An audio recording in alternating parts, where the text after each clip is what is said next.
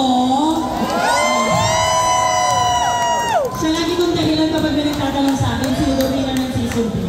Kasi captivating kat-kat po nanalo.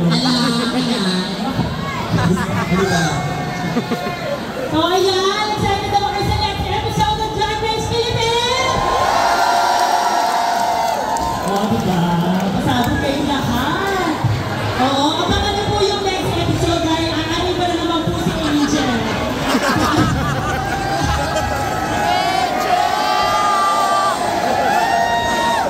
Oh, wow! Bakit mo ako?